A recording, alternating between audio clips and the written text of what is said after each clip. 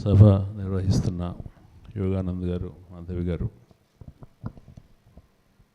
CSR Prasad గారు, రమాదేవి గారు, సభలో ఉన్న అనేక మంది మిత్రులకి, వివేక్ బంధువులకి, అభిమానులకి అందరికీ కూడా నమస్కారాలు. వివేక్ని తలుచుకున్నప్పుడు మనందరి హృదయాలు భారం అవుతాయి. ఒక చెడ్డకాలం వచ్చిందంటే చెడ్డకాలాన్ని ఎట్లా నిర్వచించవచ్చు అంటే, చెడ్డకాలంలో పెద్దలు పిల్లలకు తలకొరివి పెడితే అది చాలా చెడ్డకాలం అని చెప్తారు. ముక్కుపచ్చలారని పిల్లవాడి, ఇంకా తన కళల్ని కూడా లేలేతగా ఉంచుకున్న పిల్లవాడు, ఆ పిల్లవాడి స్మారక సభలో మనం అందరం వయసులో చాలా పెద్దవాళ్ళం కూర్చొని స్మరించుకోవటం అనేది ఒక బాధాకరమైన విషయం. త్యాగం గొప్పదే, త్యాగం ఉత్తేజకరమైనదే. వివేక్ జీవితం ఆయన అనుకున్న ఆశయంలో నడిచినందుకు సార్థకమైందే కావచ్చు, కానీ వివేక్ లాంటి వాళ్ళు లేకపోవటం సమాజానికి బాగా నష్టం. వివేక్ వంటి త్యాగశీలత, నిబద్ధత, తన కోసం కాకుండా, ఉన్నది ఉన్నట్టు కాకుండా ఉన్నదాన్ని మార్చాలనే తపన కోసం ఎంత దూరమైనా వెళ్ళటానికి సిద్ధపడ్డ వాళ్ళు సమాజంలో చాలా తక్కువ మంది ఉన్నారు. ఆ తక్కువ మంది ఉన్న వాళ్ళు చాలా తక్కువ వయసులోనే మన నుంచి వెళ్ళిపోవటం అనేది సమాజానికి చాలా నష్టం. వాళ్ళ నుంచి మనం నేర్చుకోవాల్సింది నేను అనుకోవటం, మనకున్న కమిట్మెంట్ని, మనకున్న నిబద్ధతని, మన జీవితాన్ని మనం గడుపుకుంటూ సమాజాన్ని, పరిసరాలని బాగు చేయాలనే మన కోరికని మరింత బలపరుచుకోవటం, మరింత దృఢం చేసుకోవటం అనేదే వివేక్ లాంటి వాడి నుంచి నేర్చుకోవాల్సింది అనుకుంటున్నాను. తెలంగాణ ఉద్యమంలో చాలా అవగాహన కలిగిన, చాలా క్రియాశీలమైన పాత్ర నిర్వహించి, దాని తర్వాత అంతకు మించిన, మరింత విశాలమైన, అంతకు మించిన పరిధి కలిగినటువంటి ఆశయం కోసం పనిచేసిన వివేక్ నివాళులు అర్పిస్తూ, అతని స్మృతిలో ఇవాల్టి తాజా రాజకీయ పరిణామాల గురించి నా అవగాహన మీతో పంచుకుంటాను. నా ఇచ్చినటువంటి అంశం ఇటీవలి 2024 సాధారణ ఎన్నికలు, దాని ఫలితాలు, దాని మీద ఒక అవగాహన ఏమిటి అనేది. దాని గురించి మాట్లాడే ముందు వివేక్ విశ్వసించిన దానికి ఈ ఎన్నికల అవగాహనకి మధ్యలో కొంత సమస్యాత్మకత ఉంది. ఎన్నికలు అనేది బూటకమని, ఎన్నికల వల్ల ఫలితమేమి ఉండదని, ఎవరి అధికారం వచ్చినా ఒకటేనని, అటువంటి అభిప్రాయాలు దేశ రాజకీయాల్లో కొంతమందిలో ఉన్నాయి. కొంతమంది ఆ విషయాన్ని నమ్మి పార్లమెంటరీ ప్రజాస్వామ్యం కానీ, ఈ ఎన్నికల పద్ధతిని కానీ, దీంట్లో మేము పాల్గొనము, దీన్ని బహిష్కరిస్తాము, దీనికి దూరంగా ఉంటాము, దానికి ఎటువంటి ప్రాధాన్యము ఇవ్వము అనుకొని ఆ రాజకీయాల్లో పాల్గొంటారు. అంటే ఇప్పుడున్న వ్యవస్థలో ఇన్ని ఎన్నికలు చూసిన తర్వాత ఈ ఎన్నికల వల్ల పెద్ద గణనీయమైన మార్పు ఏమీ రాదని, జీవితాలు ఏమీ మారవని అనిపించడం చాలా సహజం. అది కాకుండా వేరే రంగంలో పనిచేయాలనుకునే వాళ్ళకి ఈ ఎన్నికల గురించిన ఒక నిస్పృహ కానీ, నిరాకరణ కానీ ఉండడం కూడా సహజం. వివేక్ కూడా అటువంటి అభిప్రాయాలతో ప్రభావితమైన వారు. ఆయన వేరే రకమైన రాజకీయాల్ని సాధన చేయడానికి వెళ్ళారు. ఈ సందర్భంగా మనం గుర్తుంచుకోవాల్సింది ఏంటంటే, ప్రజాస్వామ్య ఆచరణ అనేది, ప్రజాస్వామ్యాన్ని ఆచరించడం అనేది ఒక రంగానికి, ఒక వేదికకి సంబంధించిన విషయము, పరిమితమైన విషయము కాదు. ప్రజాస్వామ్యం వేరు, ఎన్నికల రాజకీయాలు వేరు.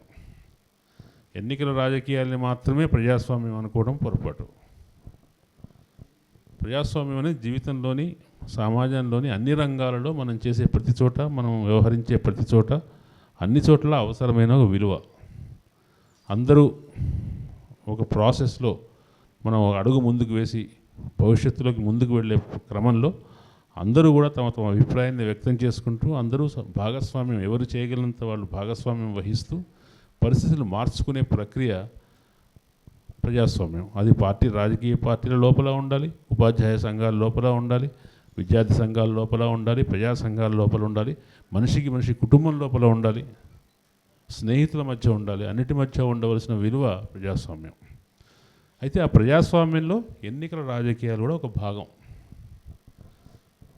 దాన్ని మనం అంగీకరించాలి. అంగీకరించకపోతే ఇవాళ నరేంద్ర మోడీకి సీట్లు తక్కువ వచ్చినందుకు ఆనందపడేవాళ్ళు ఆనందపడకూడదు. లేదా ఇంకొక చోట కేసీఆర్ ఓడిపోయి రేవంత్ రెడ్డి వచ్చినందుకు మనం ఎటువంటి సంతోషాన్ని వ్యక్తం చేయకూడదు. ఆ పరిణామాలకు మనం ఎంతో కొంత ప్రాధాన్యం ఇస్తున్నాం, దానివల్ల మంచి జరిగింది అనుకుంటున్నాం. కాబట్టి ఈ ప్రజాస్వామ్య ప్రక్రియల్లో ఎన్నికల రాజకీయాలు కూడా ఒక ముఖ్యమైన విషయం. ప్రజలు దాంట్లో పాల్గొంటున్నారు. ప్రజలు ఎట్లా పాల్గొంటున్నారు, ఎంత మేరకు పాల్గొంటున్నారు, వాళ్ళు పాల్గొనే ప్రాసెస్ ప్రజాస్వామికంగా ఉందా, వాళ్ళని ప్రలోభాలకు గురి చేస్తున్నారా, నిజంగానే వాళ్ళు తెలిసి ఓట్లు వేస్తున్నారా, లేదంటే అభ్యర్థి మంచి చెడ్డలు పార్టీల మంచి చెడ్డలు వాళ్ళ దృష్టిలో ఉన్నాయా, లేదంటే వాళ్ళ కులం ఆధారంగా మతం ఆధారంగా ఇతర సామాజిక నిర్మాణాల ఆధారంగా గుండెగుత్తగా వేస్తున్నారా, ఇవి వేరే విషయాలు. కానీ ప్రజలు ఓటు వేయటం ద్వారా ప్రజాప్రతినిధులు ఎంపిక అవుతున్నారు. ఎంపికైన వాళ్ళు ఒక ప్రభుత్వాన్ని ఎంచుకుంటున్నారు. ఆ ప్రభుత్వం కొన్ని విధానాలని తనకు మనకు తెలుసు ఏ పార్టీ ఏ విధానాలు ఉంటాయని, ఆ విధానాలని అమలు చేస్తుంది.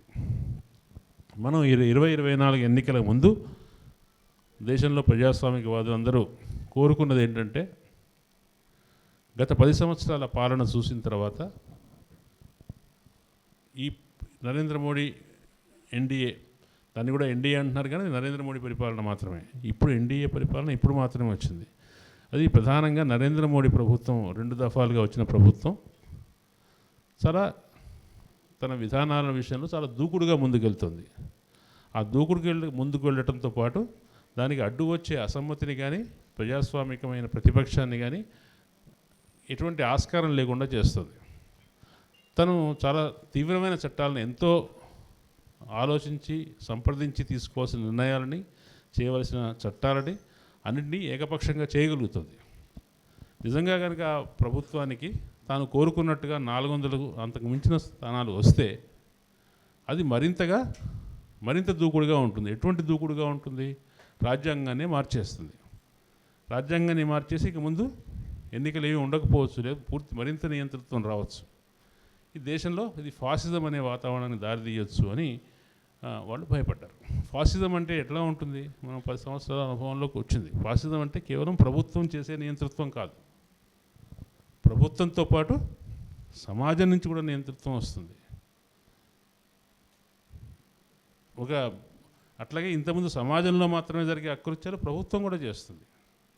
ఒక వ్యక్తుల్ని, ఒక సమూహాన్ని, ఒక వర్గాన్ని ఐసోలేట్ చేసి వాళ్ళని వేధించాలనుకుంటే, వాళ్ళని శిక్షించాలనుకుంటే, ఇవాళ ప్రజల్లోనే మత కలహాలు జరిగినప్పుడు ఒక ఆధిపత్య మతమో కులమో బలహీన మతం మీద కులం మీద దాడి చేసి ఇల్లు తగలబెట్టేది, లేదా కత్తిపోట్లు జరిగేవి, హత్యలు జరిగేవి, హింస జరిగేది.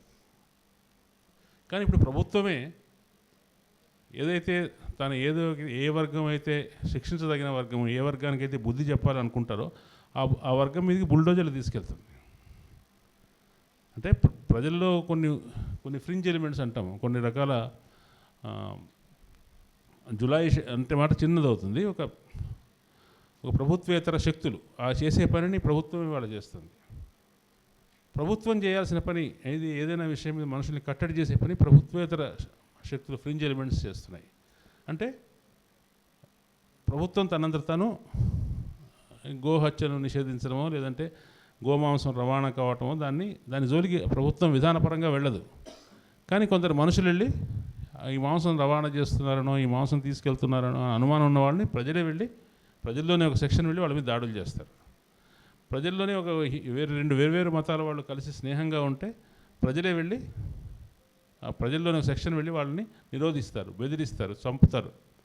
అంటే ఈ సోషల్ విజిలాంటిజం అనేది సామాజికంగా ఒక సల్వాజుడం లాంటిది ఉన్నది అనుకున్నాం ఛత్తీస్గఢ్లో.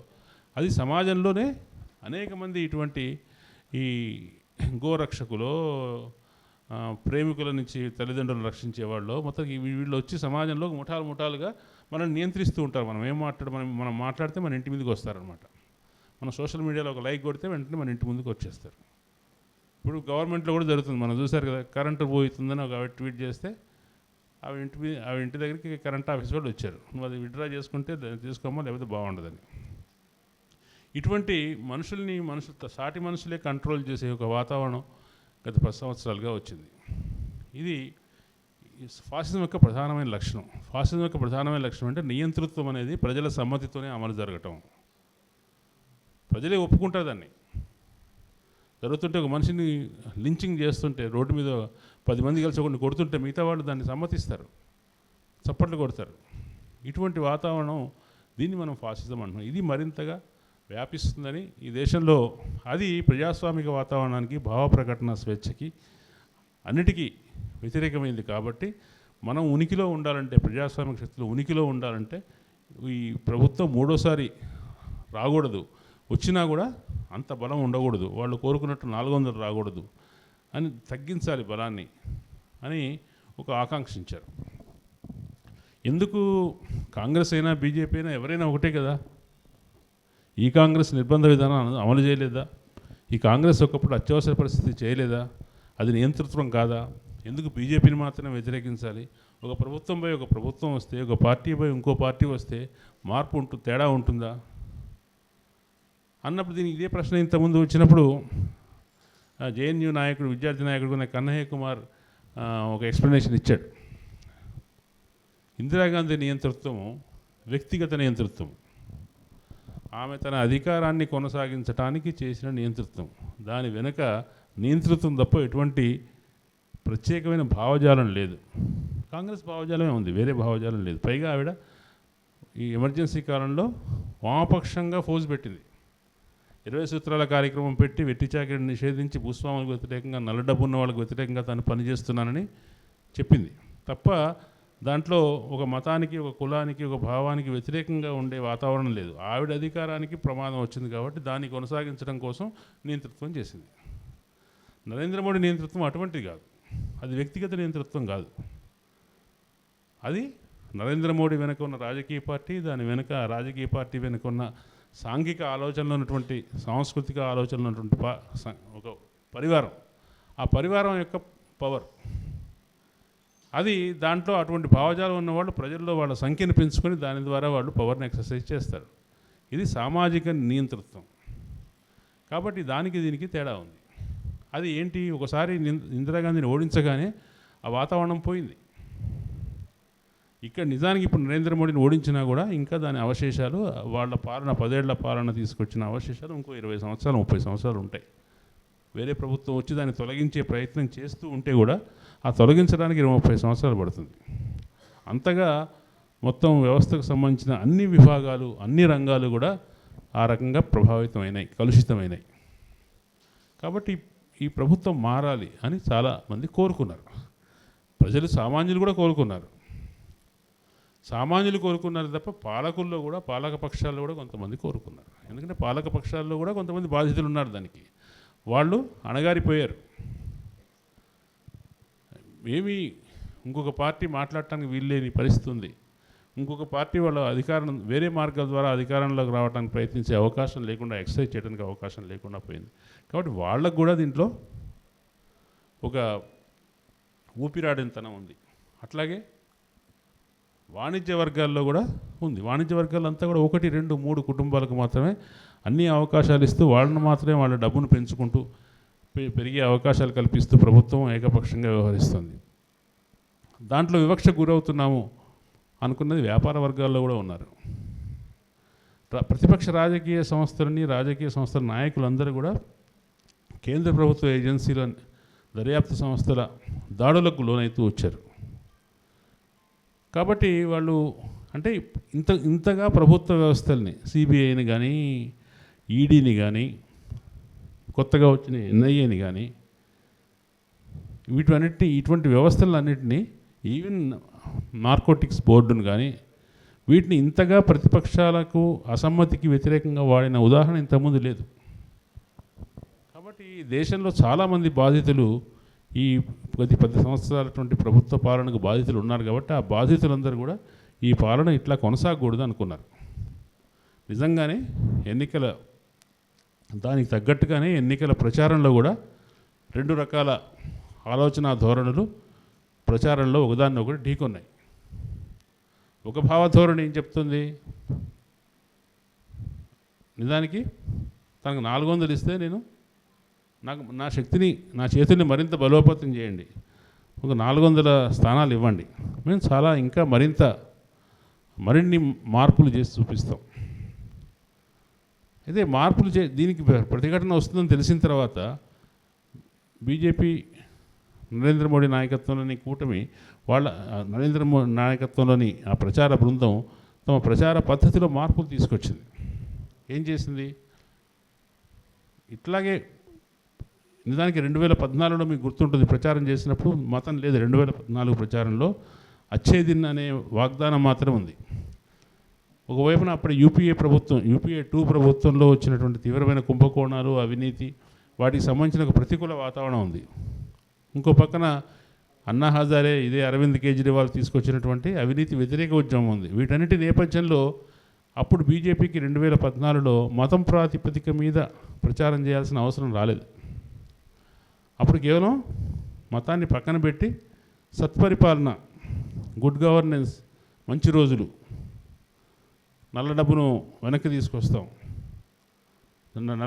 తీసుకొచ్చి ప్రజలకు పంచుతాం, ఇటువంటి సోకాల్డ్ సెక్యులర్ నినాదాలతోనే వాళ్ళు ఎన్నికల ప్రచారం చేశారు. కానీ ఒకసారి అధికారంలోకి వచ్చిన తర్వాత క్రమంగా పరిపాలనలో తమ విధానాలను అమలు చేస్తూ వాళ్ళు చాలా హార్డ్ లైన్ ఏదైతుందో హార్డ్ లైన్ అమలు చేస్తూ వచ్చారు. 2019కి వచ్చేసరికి దాన్ని అమలు చేయడానికి కేవలం సంఘ పరివార సిద్ధాంతమే సరిపోదనుకొని పాకిస్తాన్తో అప్పుడు జరిగిన ఇన్సిడెంట్స్, సరిహద్దుల్లో జరిగిన ఇన్సిడెంట్స్ పుల్వామా ఒకటి, తర్వాత బాలాకోట్, ఈ రెండింటిని బేస్ చేసుకొని ఉద్వేగాల్ని పెంచుకొని 2019లో మరిన్ని సీట్లు సంపాదించారు.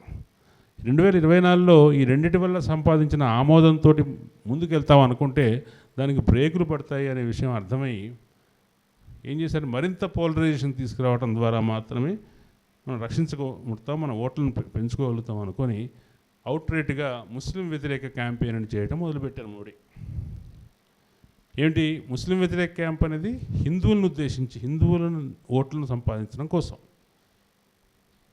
మీ రిజర్వేషన్లను, బీసీల యొక్క రిజర్వేషన్లను, ఎస్సీలు ఎస్టీ రిజర్వేషన్లు తీసుకొని ముస్లింలకు ఇస్తారు. మీ దగ్గర ఉన్న డబ్బులు తీసుకొని, మీ మంగళసూత్రాలు తీసుకొని ముస్లింలకు ఇస్తారు. దానికి చాలా ఒక పేలవమైన ఒక కారణం చెప్పింది ఏంటంటే, ఎప్పుడో మన్మోహన్ సింగ్ ప్రధానమంత్రిగా ఉన్నప్పుడు ఒక మాట అన్నాడు, ఫ్యాసిజం వాతావరణంలో ఫాసిజం అనేది చాలా అబద్ధం మీద ఆధారపడి బతుకుతుంది. అందువల్ల చూడండి, గత 10 సంవత్సరాలు వచ్చినంత ఫేక్ న్యూస్ వ్యాప్తి మునిపెన్నడూ లేదు. మన్మోహన్ సింగ్ ఏమన్నాడు ఒకప్పుడు, ఈ దేశపు వనరుల మీద ఎవరికైనా మొదటి అధికారం ఉంది అంటే ఫస్ట్ క్లెయిమ్ అంటాం. ఫస్ట్ క్లెయిమ్ ఎవరికన్నా ఉంది అంటే అది మైనారిటీలకి, ఎస్సీ ఎస్టీలకు, బీసీలకు, ఆదివాసీలకు అన్నాడు. దాంట్లో మొదటి వరుసలో ఆయన ముస్లింల గురించి చెప్పాడు. ఫస్ట్ క్లెయిమ్ అంటే మన దగ్గర ఒక 10 పైసలు ఉన్నాయనుకోండి, 10 రూపాయలే ఉన్నాయనుకోండి, అందరూ అవసరం మీద ఉన్నారు. ఫస్ట్ది ఎవరికి ఇవ్వాలి? ఒకటే సీటు ఉంది, 10 మంది ఉన్నారు, ఎవరు కూర్చోవాలి అంటే మనం ముసలి వాళ్ళు కూర్చోవాలంటాం, స్త్రీలు కూర్చోవాలంటాం, లేదా పిల్లలు కూర్చోవాలంటాం. సహజంగానే ఒకటే ముద్ద ఉంటే తల్లి ఏం చేస్తుంది, బలహీనుడైన పిల్లవాడికి ముందు పెట్టాలనుకుంటుంది. అట్లాగే ఆ అర్థంలో మన్మోహన్ సింగ్ ఏమన్నాడంటే, మొదటి క్లెయిమ్, మొదటి అధికారం ఈ దేశ వనరుల మీద మైనారిటీలకు ఉంటుంది అన్నాడు. దాన్ని ఇప్పుడు తీసుకొచ్చి దాన్ని వేరే రకంగా అన్వయించి మీ దగ్గర డబ్బులని, ఇంకో సందర్భంలో రాహుల్ గాంధీ సంపద పునఃపంపిణీ గురించి మాట్లాడాడు. ఆర్థిక వ్యవస్థను అంతగా పూర్తిగా సంస్కరించి లేని వాళ్లకు మరింత వచ్చేటట్టుగా మళ్ళీ పునఃపంపకం జరగాలి అని మాట్లాడాడు. దాన్ని రెండింటిని కలిపి మీ దగ్గర డబ్బులు తీసుకొని ముస్లింలకు ఇస్తారు అని ప్రచారం చేశారు. ఇది ఫండమెంటలిస్ట్ ప్రచారం అంటాం దీన్ని. అంటే చిన్న చిన్న విషయాలని, ప్రజలకు ఈజీగా కనెక్ట్ అయ్యే విషయాల్ని, దానికి లాజిక్ ఉండకపోవచ్చు, దానికి వాస్తవం ఉండకపోవచ్చు, ఏముండకపోవచ్చు, అవి బాగా అంటే ఏమంటాం దావాగ్నిలాగా వ్యాపిస్తాయి. అటువంటి విషయాల్ని ప్రచారం చేయడంలో ఈ ఎలిమెంట్స్ చాలా శక్తి ఉన్నది. వాళ్ళకి తగిన మీడియా ఉంది, వాళ్ళకు చాలా కన్విక్షన్తో చెప్తారు. నిజానికి ఏ దేశ ప్రధానమంత్రి అయినా ఇటువంటి విషయాల్ని ఎన్నికల ప్రచారంలో మాట్లాడాలంటే సిగ్గుపడేవాడు. కానీ ఆయన డెస్పిరేషన్లో ఉన్నారు, మాట్లాడమని ఆయన సలహాదారులు చెప్పారు, అతను మాట్లాడాడు. ఒకవైపున దానికి కౌంటర్గా ఇండియా కూటమి నుంచి మీకు 400 అతనికి ఇస్తే అతను రాజ్యాంగాన్ని మారుస్తాడు. రాజ్యాంగాన్ని మార్చడం అంటే ఏంటి? దానికి వాళ్ళు ఒక నిర్వచనం ఇచ్చారు. రాజ్యాంగాన్ని మార్చడం అంటే ఏంటి? బలహీన వర్గాలకి, అట్టడుగు వర్గాలకి ఇప్పటివరకు ఎవరైతే రిజర్వేషన్లు పొందుతూ ఉన్నారో ఆ రిజర్వేషన్లను లాగేసుకుంటారు రాజ్యాంగాన్ని మార్చడం ద్వారా అని ఇండియా కూటమి చెప్పింది. ఈ రెండు కూటముల ప్రచారంలో ఈ రెండో ప్రచారం మొదటి ప్రచారం మత ప్రాతిపదిక మీద, రెండో ప్రచారం కుల ప్రాతిపదిక మీద జరిగినాయి. ఈ రెండు ప్రచారాల్లో రెండో ప్రచారానికి ఎక్కువ మొగ్గు లభించడం వల్ల నరేంద్ర మోడీ ప్రభుత్వానికి కావాల్సినంత మెజారిటీ రాలేదు. ఈ మధ్యనే హిందూలో ఒక ఆయన రాశాడు, దేశపాండే అనే ఒక అతను, ఇది హిందువులకు ముస్లింలకు జరిగిన ఎన్నికల పోరాటం కాదు, హిందువులలోని ప్రివిలేజ్డ్ సెక్షన్కి, హిందువుల్లోని అండర్ ప్రివిలేజ్డ్కి, హిందువుల్లోని హ్యావ్స్కి, హిందువుల్లోని హ్యావ్ నాట్స్కి మధ్య జరిగిన పోరాటం. దీంట్లో హిందువులలోని అట్టడుగు వర్గాల వాళ్ళు పై చేయి సాధించడం వల్ల ఈ ఎన్నికల్లో నరేంద్ర మోడీకి మెజారిటీ తగ్గింది. ఇది మనం ప్రధానంగా ఎందువల్ల దేన్ని బేస్ చేసుకుని ఉంటుందంటే ఉత్తరప్రదేశ్ రాష్ట్రం భారతదేశంలో చాలా ముఖ్యమైన రాష్ట్రం. ఆ రాష్ట్రంలో ఎక్కువ స్థానాలు ఎవరు పొందుతారో వాళ్ళే ఢిల్లీ గద్దె మీద కూర్చుంటారు అనేది మనకు చెప్తున్న సాధారణంగా అనుకునే విషయం. నాకు అక్కడ మొత్తం 80 పార్లమెంట్ స్థానాలు ఉన్నాయి. 80 పార్లమెంట్ స్థానాల్లో పోయినసారి బీజేపీకి 64 స్థానాలు వచ్చాయి. మిగతా 16 స్థానాల్లోనే కాంగ్రెస్, సమాజ్వాదీ పార్టీ, బీఎస్పీ ఇవన్నీ పంచుకున్నారు. ఈసారి ఆ 16 స్థానాలు తగ్గవు, 80కి 80 వస్తాయి, 75 వస్తాయని బీజేపీ చెప్పుకుంది. కానీ చాలా గణనీయంగా ఇవాళ సగానికి సగం ఉత్తరప్రదేశ్లో బీజేపీకి సీట్లు తగ్గిపోయినాయి. కాంగ్రెస్ మన ప్రతిపక్ష కూటమి ఇండియా కూటమికి 200 ఎంత 34 అండి 32 రావటానికి ప్రధానమైన దోహదం యూపీలో వచ్చిన విజయాలు. ఆ యూపీలో ఎందుకు మార్పు జరిగింది? యూపీలో పైగా డబుల్ ఇంజిన్ సర్కార్. ఇవాళ బీజేపీ అంటేనే బుల్డోజర్ కదా, ఆ బుల్డోజర్ని ప్రయోగించిన రాష్ట్రం. పైగా మోడీ వారసుడిగా అమిత్ షాతో పోటీ పడుతున్నాడు యోగి ఆదిత్యనాథ్. అటువంటి రాష్ట్రంలో ఎందుకు బీజేపీ వెనకంజ వేసింది? వెనకంజ వేయడానికి కారణం ఏంటంటే అక్కడ దళితులు పోయినసారి కూడా బీజేపీకి తక్కువ వేశారు. అక్కడ దళితులు ఈసారి మరింత ఎక్కువగా మూకుమ్మడిగా ఇండియా కూటమికి వేశారు. గతంలో ముస్లింలకు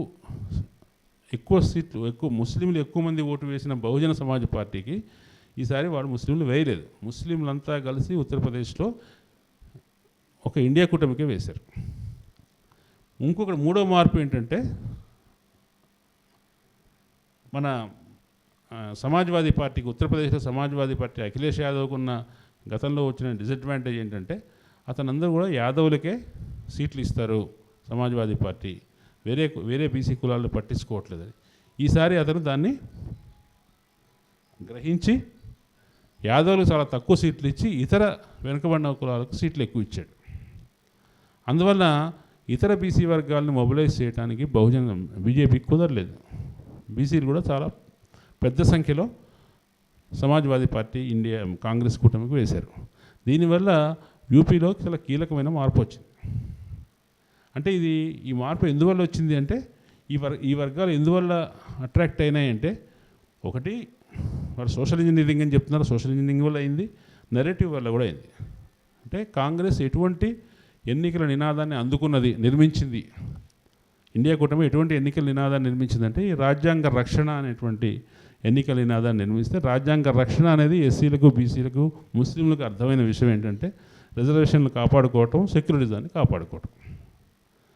తమ రక్షణ కావాలంటే కాంగ్రెస్కి ఇండియా కూటమికి వేయాలని ముస్లింలు అనుకున్నారు.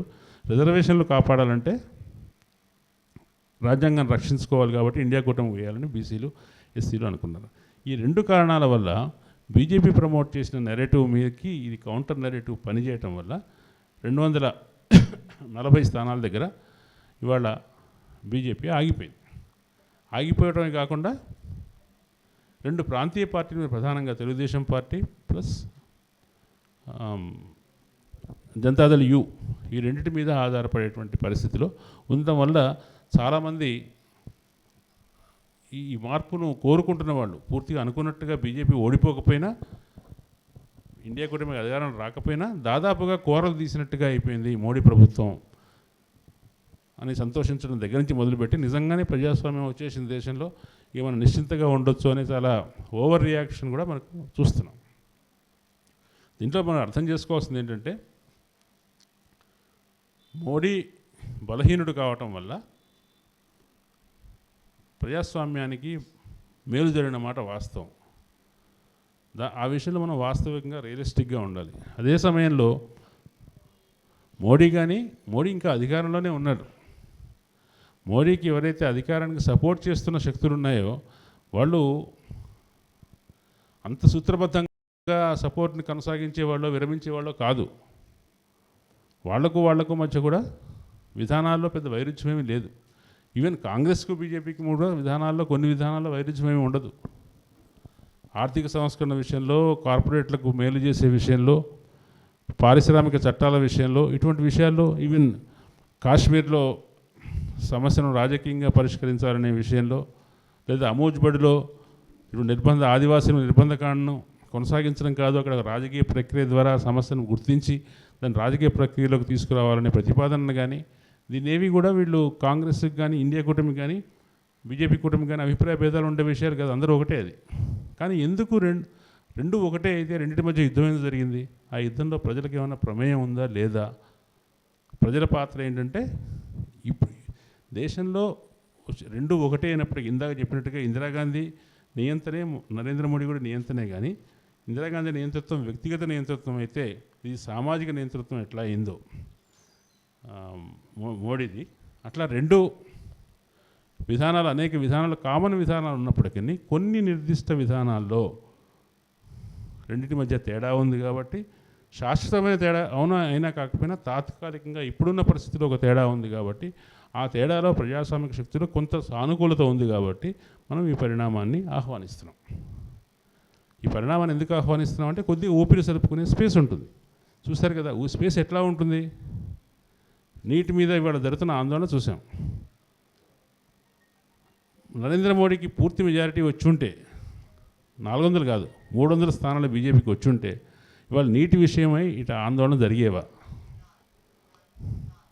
జరుగుతున్న ఆందోళన గతంలో జరిగినాయి, రైతు ఆందోళన జరిగినాయి. 2019లో నుంచి మొదలుపెట్టి రైతు ఆందోళన జరిగినాయి. గవర్నమెంట్ ఎంత దృఢంగా ఉన్నా, ఎంత నియంతృత్వ విధానాన్ని అమలు చేస్తున్నప్పటికీ రైతులు ఆందోళన చేశారు. కానీ అప్పుడు దానికి ఓపెన్గా సమర్థన ఇవ్వడానికి కాంగ్రెస్ వెనకాడింది. ఇవాళ కాంగ్రెస్ చెప్తుంది, మీరు ముందుకెళ్ళండి, మీ వెనుక మేము ఉన్నామని. అట్లాగే రేపు 24 నుంచి పార్లమెంట్ సమావేశాలు చూడండి, మునుపు జరిగిన పార్లమెంట్ సమావేశాలు చూడండి. రేపు జరిగే పార్లమెంట్ సమావేశాలు 200 పైగా ప్రతిపక్ష సభ్యులు యాక్టివ్గా ఉండే, క్రియాశీలంగా ఉండే పార్లమెంట్ సమావేశాలు మనం చూస్తాం. ప్రజలు అల్టిమేట్గా మనకు కావాల్సిన విషయాల్ని కాంగ్రెస్ కానీ బీజేపీ కానీ సాధించి పెట్టవు. ఇందాక మనం చెప్పినట్టుగా ప్రజాస్వామ్య సాధన, ప్రజాస్వామ్య ఆచరణ అనే దాంట్లో పార్లమెంట్ అనేది ఒకానొకటి మాత్రమే. అయితే రాజ్యానికి సంబంధించి అధికారం ఎవరికి వస్తుందనే దానికి సంబంధించి పార్లమెంటరీ ఎన్నికల ప్రక్రియ అనేది చాలా ముఖ్యమైనది. ప్రజలకు సంబంధించి అది ఒకానొకటి మాత్రమే. ప్రజలు చాలా రకాలుగా తమ కోరికల్ని ఓటు వేసి ఊరుకోరు. ఓటు వేసిన తర్వాత కూడా మళ్ళీ తమ సమస్యల కోసం అర్జీలు ఇస్తారు, ఆందోళన చేస్తారు, ధర్నాలు చేస్తారు. ఎవరికి ఓటు వేసి గెలిపించామో వారికి వ్యతిరేకంగా మాట్లాడతారు. మార్పు కోసం వాళ్ళు 5 ఏళ్ల దాకా ఊరుకోరు, రకరకాల పద్ధతిలో పనిచేస్తూ ఉంటారు. కానీ అధికారం వాళ్ళ చేతికి రావడానికి మాత్రం ఈ ఓటు అనే ప్రక్రియ కీలకమైన ప్రక్రియ. కాబట్టి ఆ ఓటును కీలకమైన ప్రక్రియ కాబట్టి దాన్ని రకరకాలుగా రిగ్గింగ్ చేసే ప్రయత్నం ఈ దేశంలో పలుకుబడి కలిగిన వాళ్ళు వర్గాలు, ప్రాబల్య వర్గాలు చేస్తారు. ఒకటి డబ్బు ద్వారా కొంటారు. అసలు సిన్సియర్ పీపుల్, నిజమైన వాళ్ళు ఎన్నికల్లో పోటీ చేసే అవకాశం లేకుండా చేస్తారు. వీటన్నిటి సమస్య ఎందుకు? ఫాసిజానికి ఒక అడ్వాంటేజ్ ఏంటంటే దేన్ని రిగ్ చేయాల్సిన అవసరం లేదు. ఈవీఎం రిగ్గింగ్ గురించి మనం మాట్లాడతాం. ఈవీఎంలు రిగ్ చేయాల్సిన అవసరం లేదు. మన మనసులో రిగ్ చేయగలరు వాళ్ళు. మీ మనసులోనే మీరు వాళ్ళకి ఓటు వేసేటట్టుగా చేయగలిగినప్పుడు, మనమే మన మనసు మార్చుకొని దాన్ని అభిమానించేటట్టుగా చేయగలిగినప్పుడు, చూసాం కదా తెలంగాణలో ఒకప్పుడు చాలా పోరాట స్ఫూర్తికి, విప్లవ రాజకీయాలకి కేంద్రమైన ఉత్తర తెలంగాణ ఇవాళ మొత్తం మోడీ అభిమాన ప్రాంతంగా మారిపోయింది. ఇదేమి ఈవీఎంల మార్పుల వల్ల జరిగింది కాదు, అది మనసు మార్పిడి వల్ల జరిగింది. మనసులు ఎట్లా మార్చారు? వాళ్ళ పద్ధతిలో వాళ్ళు కార్యాచరణ చేయటం వల్ల మార్చారు, దాన్ని సమర్థవంతంగా చేయడం వల్ల మార్చారు, అది వేరే విషయం. కాబట్టి ఈ ఫాసిజం ఏం చేస్తుందంటే జనాభిప్రాయాన్ని నిర్మిస్తుంది. ఎట్లా నిర్మిస్తుంది? చాలా రకరకాల, అవి చాలా అనైతికల పద్ధతులు కావచ్చు, కానీ అది ప్రజలు సులువుగా దానికి ఆకర్షితులవుతారు. సింపుల్గా చిన్న చిన్న పోలికలు చూసి, చిన్న చిన్న అట్లా ఏమంటాం, ఒక కాంట్రాస్ట్ చెప్పడం ద్వారా, పోలికలు చెప్పడం ద్వారా, చూసారా మన పండగ అప్పుడు లైట్ తీసేస్తారు, వాళ్ళ పండగ అప్పుడు లైట్లు ఉంచుతారు, వాళ్ళకి 10 మంది పిల్లలు ఉన్నారు, మనకు ఒకళ్ళే ఉన్నారు. ఇటువంటి చిన్న చిన్న పోలికలు ఉంటాయి. ఈ పోలికల ఆధారంగా ఒక నెరేటివ్ బిల్డప్ చేస్తారు. ఇప్పుడు ఏంటి, వాళ్ళ కేవలం కమ్యూనిస్టులే కాదు, మీకు ఎవరైనా ఆర్ఎస్ఎస్ గోల్వాల్కర్ గారి పుస్తకం చదివితే మీకు గుర్తుంటుంది. భారతదేశం శత్రువులు 3: ముస్లింలు, క్రైస్తవులు, కమ్యూనిస్టులు. ఇప్పుడు హయాంలో దాన్ని మరింత విస్తరించారు. కమ్యూనిస్టులతో పాటు ఉదారవాదులు కూడా, కాంగ్రెస్ వాళ్ళు కూడా. అంటే ఇవాళ కాంగ్రెస్కి, కమ్యూనిస్టులకి, ఉదారవాదులకి, ముస్లింలకి ఇవాళ బీజేపీ క్రియేట్ చేసిన నెరేటివ్లో తేడా లేదు. అందరూ ఒకే రకంగా ఆలోచిస్తున్నారు. అందరూ చైనాకు అనుకూలురు, అందరూ ముస్లింలకు అనుకూలురు, అందరూ హిందువులకు వ్యతిరేకులు. మన చరిత్రను మనం తక్కువ చేస్తాము, మనం అవమానిస్తాము, మన గుళ్ళంటే గౌరవం లేదు. ఇట్లా ఒక పెద్ద నెరేటివ్, ఒక కథనాన్ని సృష్టించి ఆ కథనంలో భాగస్వాములుగా అందరు లిబరల్స్ని తీసుకొని చేయటం అనేది జరిగింది. ఈసారి ఈ టర్మ్లో కూడా వాళ్ళకు అధికారం వచ్చుంటే ఈ మనం రోడ్ల మీద కమ్యూనిస్టుల మీద దాడులు ఎట్లాగైతే గోరక్షకులు ఎటువంటి లించింగ్లు చేశారో, కమ్యూనిస్టుల మీద, కమ్యూనిస్టు అభిమానుల మీద, లిబరల్స్ మీద కూడా అటువంటి లించింగ్ చేసే లించింగ్లు జరిగేవి. ఇంతకుముందు జరగలేదని కాదు, రహస్యంగా చేశారు. దబోల్కర్ని, గౌరీ లంకేష్ని, వాళ్ళని చంపింది చాటుమాటుగా వెళ్ళి హత్యలు చేశారు. కానీ వీధుల్లో హత్యలు జరిగే పరిస్థితి వచ్చి ఉండేది. అది లేదు, మనం ఆపగలం. చాలామందిలో కాంగ్రెస్తో సహా అన్ని పార్టీలో ఈ మోడీని మనం గెలవలేము, వాడి జైత్రయాత్ర పోతూ ఉంటుంది, మనందరం బలహీనం, దాని ముందు ఏమీ చేయలేము మనం అని ముందే ఓటమిని అంగీకరించిన వాతావరణం నుంచి పర్వాలేదు, మనం కట్టడి చేయగలము, మనం అట్లా దూసుకొస్తున్నటువంటి రథాన్ని మనం ఆపాము అనేటువంటి ఒక సంతృప్తిని 2024 ఎన్నికలు తీసుకొచ్చినాయి. సంతృప్తి దానంతరదే మార్పు తేదు. మార్పు కావటానికి కావాల్సిన వెసులుబాటును, అవకాశాన్ని ఎన్నికల ఫలితాలు ఇచ్చినాయి. ఇప్పుడు కనిపించే కాసింత వెసులుబాటులో మనుషులు వాళ్ళ వ్యక్తీకరణలు చేయగలుగుతారు, తమ సమస్యల గురించి మాట్లాడగలుగుతారు. ఇవన్నీ చేయడానికి ఒక స్పేస్ అంటూ వచ్చింది. ఆ స్పేస్ రావటం అనేది ఇవాళ ఎన్నికల ముఖ్యమైన సారాంశం.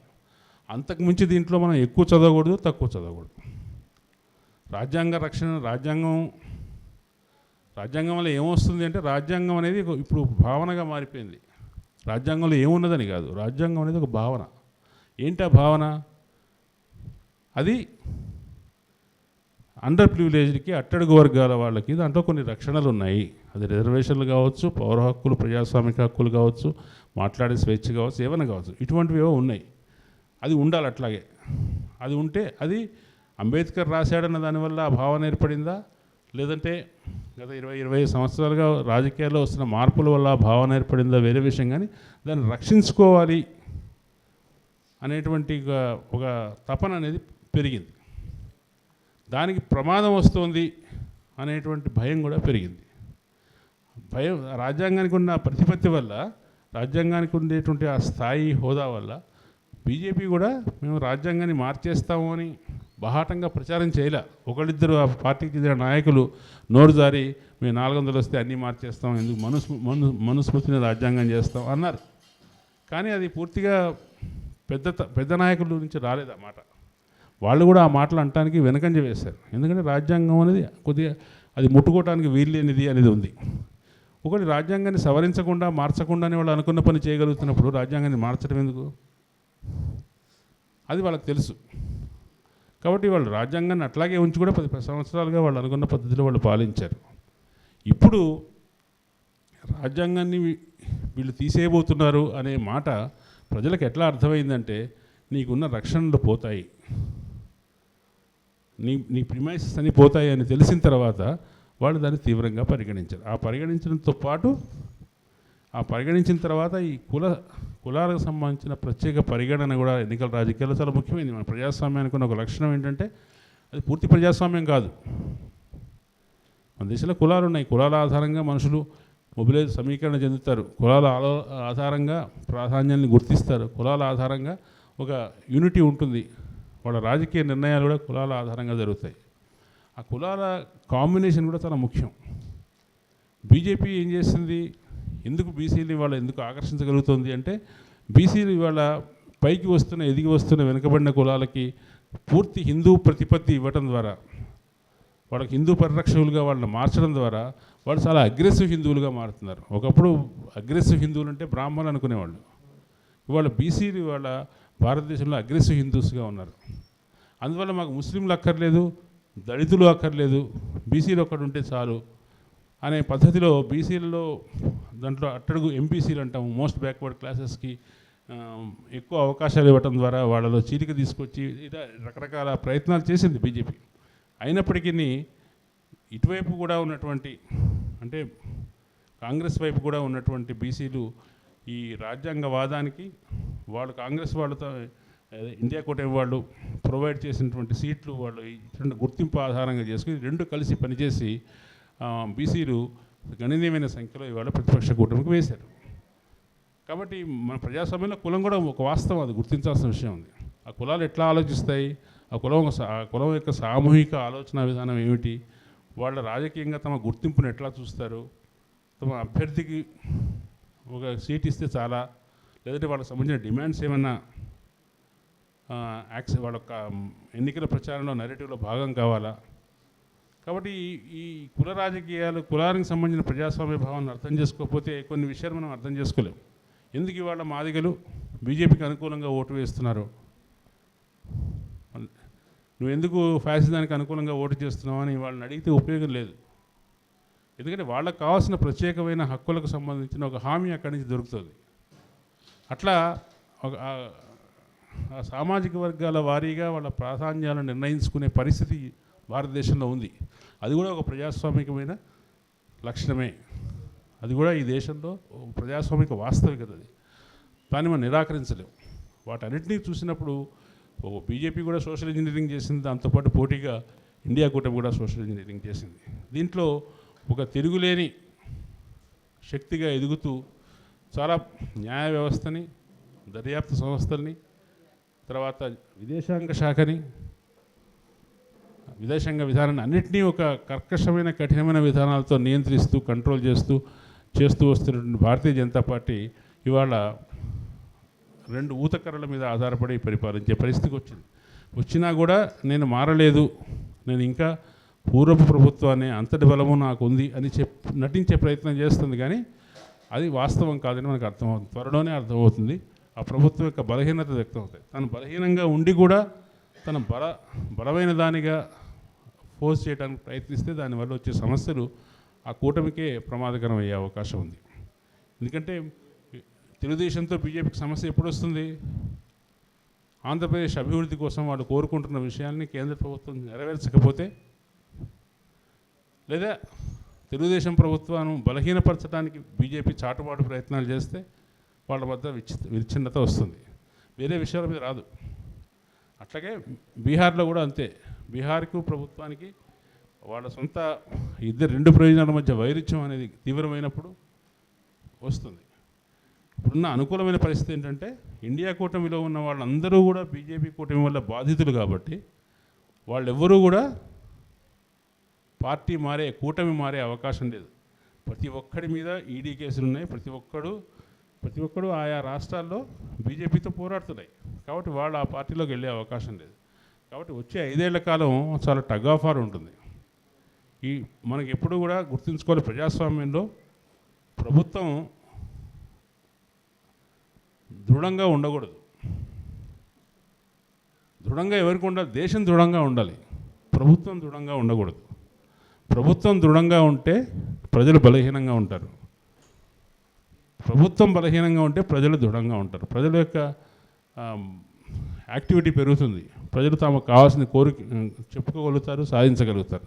కాబట్టి ఈ బలహీన ప్రభుత్వం ఈ ప్రజాస్వామ్యంలో ప్రజలకు మేలు చేసే వాతావరణం తీసుకొచ్చింది. కాబట్టి దీని నుంచి 10 ఏళ్ల కాలంలో బలహీనపడిపోయిన పౌర సమాజం, బలహీనపడిపోయిన ప్రజలు తమను తాము పుంజుకోవటానికి బలపడటానికి ప్రయత్నం చేయడానికి ఇప్పుడు ఒక అవకాశం వచ్చిందని 2024 ఎన్నికల్ని మనం అట్లా అర్థం చేసుకోవాలని చెప్తూ నాకు ఈ అవకాశం వచ్చినందుకు కృతజ్ఞతలు తెలియజేస్తాను. Thank you.